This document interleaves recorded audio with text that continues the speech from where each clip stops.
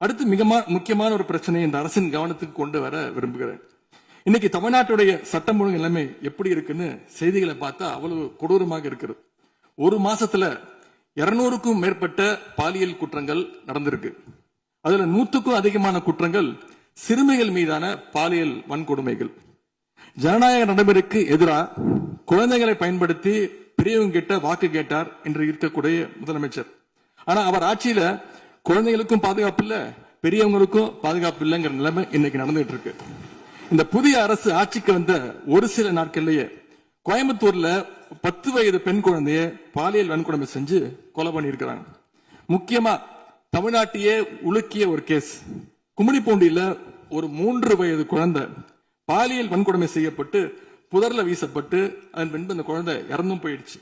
இந்த சம்பவத்துக்கு நீதி கேட்டு அங்க இருக்கக்கூடிய மக்கள்லாம் போராட்டத்துல இறங்கிட்டாங்க.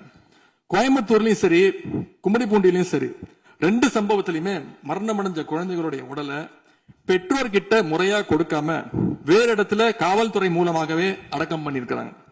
இதையெல்லாம் பாக்குறப்போ நாம இன்னைக்கு தமிழ்நாட்டில் தான் இருக்கிறோமா, இல்ல உத்தரப்பிரதேசம், மத்திய பிரதேசம் மாதிரி வடநாட்டில் இருக்கோமான்னு எங்களுக்கு சந்தேகம் வருது.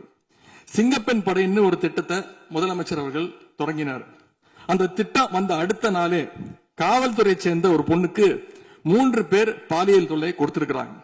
சென்னை மற்றும் சுற்றுப்புறங்கள்ல மட்டும் கடந்த ஜூன் 12ஆம் தேதி 24 மணி நேரத்துல 12 பாலியல் வன்கொடுமை கேசஸ் ரிப்போர்ட் ஆயிருக்கு.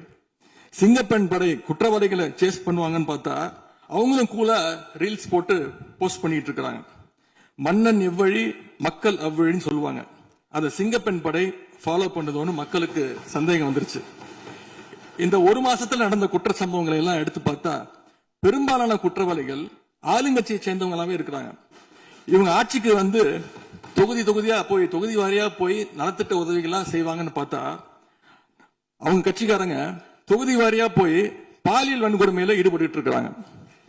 ஆளுங்கட்சியுடைய ஆலந்தூர் பகுதி தயவுசெய்து மொத்தம் பொதுவா நீங்க பேசுவது நான் ஏற்றுக்கொள்ள முடியாது. இல்ல சும்மா ஆதார் பாருங்க,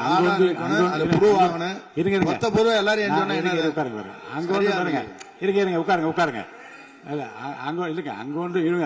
அங்கொன்றும் இங்கொன்றுமாக சில நிகழ்வுகள் நடந்திருந்து அதில் ஆளுங்கட்சி இருந்திருந்தால் கூட மாண்பு முதலமைச்சர் நடவடிக்கை எடுத்துருவ செய்தியில் வந்து கொண்டுதான் இருக்கு. நான் பத்திரிகைகளை பார்க்கிறேன். அதனால் குறிப்பிட்டு இந்த இடத்தில் இந்த கட்சிக்காரர் என்று நீங்கள் பெயர் குறிப்பிட்டு பேசினா அதை ஏற்றுக்கொள்வதை எனக்கு ஆட்சேபனை இல்லை.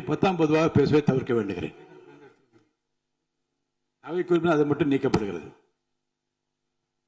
ஆளுங்கட்சியுடைய ஆலந்தூர் பகுதி செயலாளர் பேர் குறிப்பிட்டு சொல்றேன்.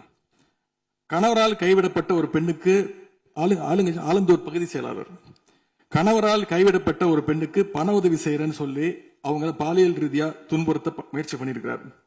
சேலத்துல இன்னொரு பொள்ளாச்சி சம்பவம் மாதிரி ஆளுங்கட்சி ஆதரவாளரான மணிகண்டன் எனும் நபர் 50க்கும் அதிகமான பெண்களை பாலியல் வன்கொடுமைக்கு ஆளாக்கியிருக்கிறார். திருவாரூர்ல ஆளுங்கட்சியுடைய திருத்துறைப்பூண்டி ஒன்றிய செயலாளர் கல்லூரி மாணவியை ஈவ்டீசிங் பண்ணி இப்ப கம்பி எண்ணிட்டு இருக்கிறார். இது எல்லாத்துக்கும் மேல ஒரு கொடுமை, தூத்துக்குடியில ஆளுங்கட்சியை சேர்ந்த ஒரு அப்பாவி பெண்ணை 2 ஆளுங்கட்சி ஆட்கள் கார்ல அழைச்சிட்டு போய் மயக்க மருந்து கொடுத்து கூட்டு பாலியல் வன்கொடுமை கேங் ரேப் பண்ணிருக்காங்க.